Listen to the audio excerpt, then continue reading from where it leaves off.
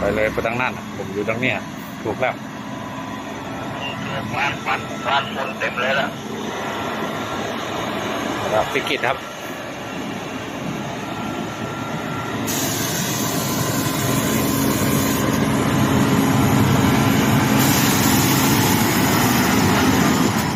ได้เยอะได้เยอะไป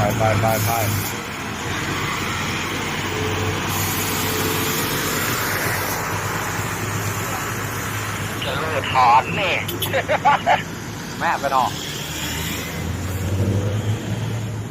รถเข้าไส้ทีมงานพะเยาออยมาเลยพี่รถจอดอยู่ขวายาวมามันเซ่อะ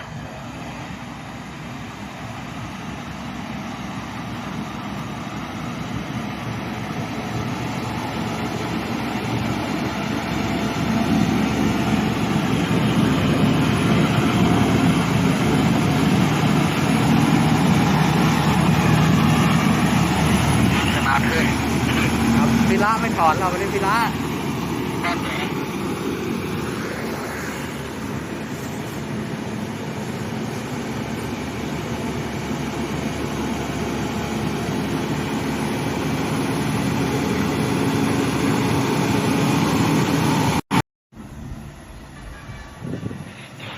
บ้านปีนโค้งแล้วก็ได้โอ้พิระสับแล้วแล้วต่อเหรอถอนต่อแต่มาได้อยู่ถ้าจะมาก่อนมาได้กินน้ำการ28ขึ้นมาได้อยู่พี่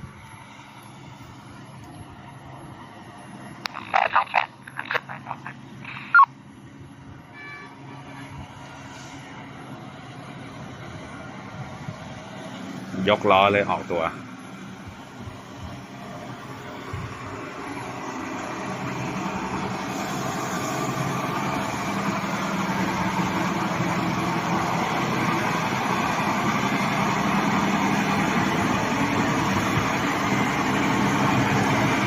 อันนี้แบบจำใจแซงจำเป็นต้องแซงอะไรอย่างเงี้ยครับ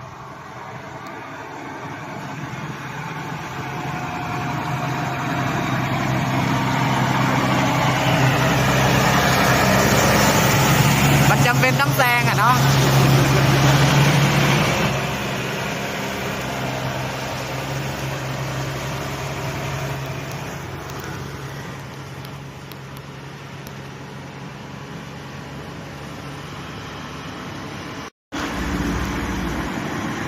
พี่รอลุ้นโค้งสุดท้ายเนี่ยพี่จะเป็นยังไงนะ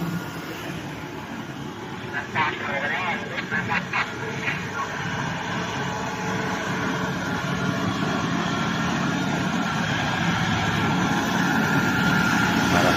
ข้างล่างมาค่อยๆขึ้นมานะพี่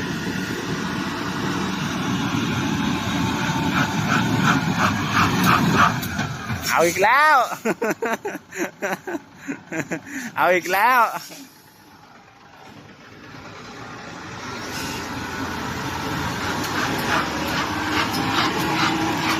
ลองปล่อยคันเร่งเบาๆหน่อยพี่เร่งแรงรอบมันก็แรงด้วยโอเครอบนี้ผ่าน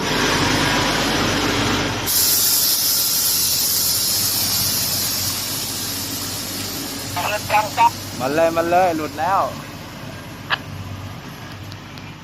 ขนาดยกล้อตัวนี้แล้วนะยังฟรีอ้าวแกเป็นไรเนี่ยพี่ตาแซงมาก่อนสะดุดเดี๋ยวเขาแซงเอาเป็นไปได้ไงเนี่ยสแกนเนียแซงสแกนเนียเป็นไปได้ไงดูดิยางหมดยางไปเยอะแล้วเนี่ย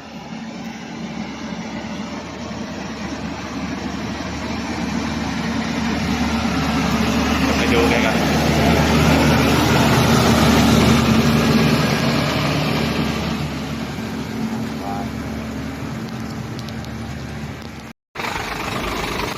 อะไรนะครับได้คืนล้อให้ตรงก่อนแล้วค่อยออกตัวคืนล้อให้มันตรงก่อนออกตัวค่อยๆเลี้ยงไปอ๋อ หักมาเยอะหรือเปล่าได้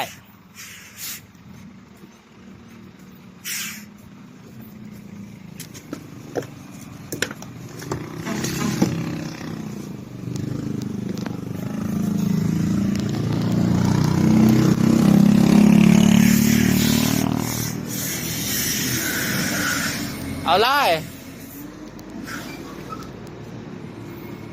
ออกตัวเลยครับ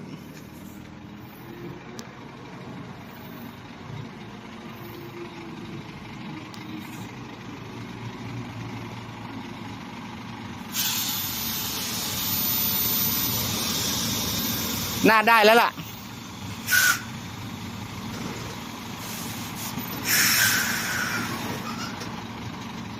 ออกตัวเลยเดี๋ยวผมเก็บขอนให้พอแล้วไปเลยออกตัวเลย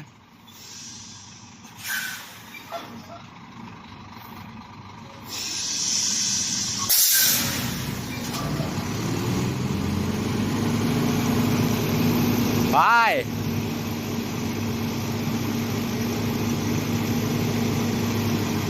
ปล่อยเบรกแล้วเหรอเอาเลยพร้อมไปเลยเดี๋ยวผมเก็บขอนคืนให้ขอให้ขึ้นได้ก่อนเดี๋ยวจัดการให้เองมันเลียคาร์ดดียังเหม็นหมดแล้วน่ะไปเลยไปได้ไปเลย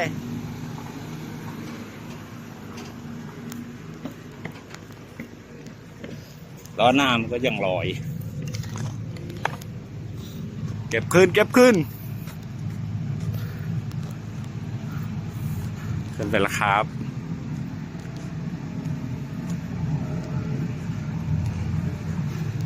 ยกล้อเยอะก็ไม่ดี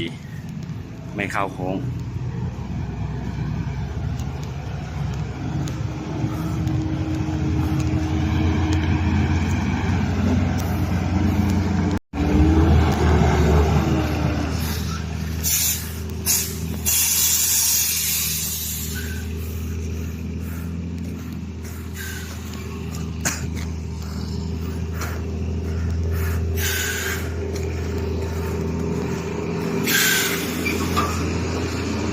ฝากดล้อแล้วขึ้นต่อเลยจะหนุนไหมหนุนล้อไหม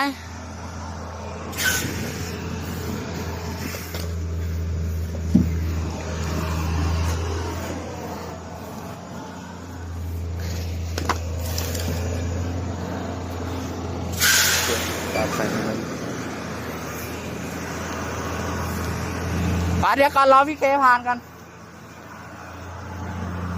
ออกตัวไม่รู้ฟรีป่ะ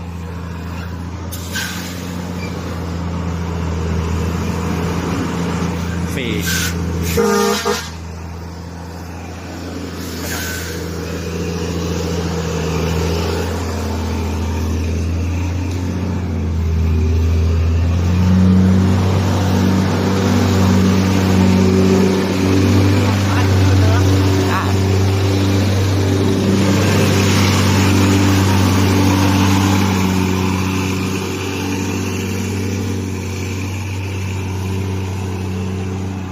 โอเคโล่งใจ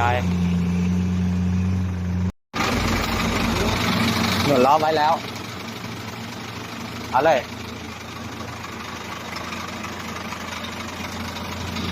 ได้ไหมนะได้ไหมครับยังนิ่งเลย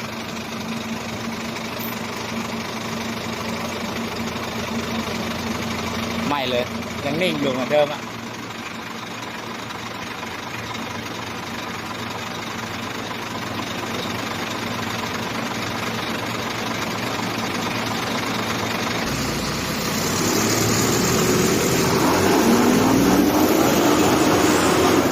พอกันปะถอยข้ามขอนเลยถอยไปใหม่เดี๋ยวขึ้นมาใหม่ถอยมาเลยครับพอกันมันเหยียบแล้วปล่อยมาเลยปล่อยมาเลยครับเดี๋ยวยางระเบิดแตกแล้วไม่เหลือละเหยียบไปเลยใช้ไม่ได้ละ เหล็ก มาไหลมาอีกครับ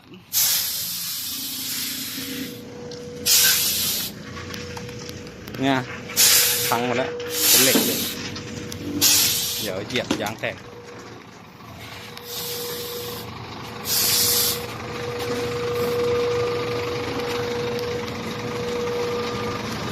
มาอีกแล้วลองกดใหม่ครับ แล้วก็ออกตัวขึ้นไปใหม่เดี๋ยวผมเก็บฝั่งนู้นนะ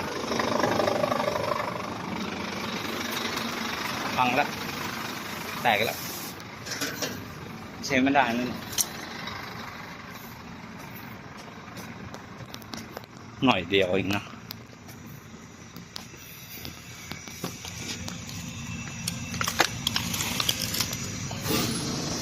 หน่อยนะอย่างนั้นก็ช่วยได้หน่อยนะ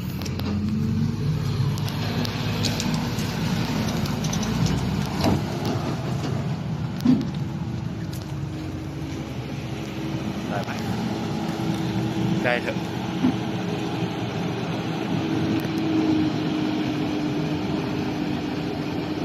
โอเคได้ละผ่านไปด้วยดี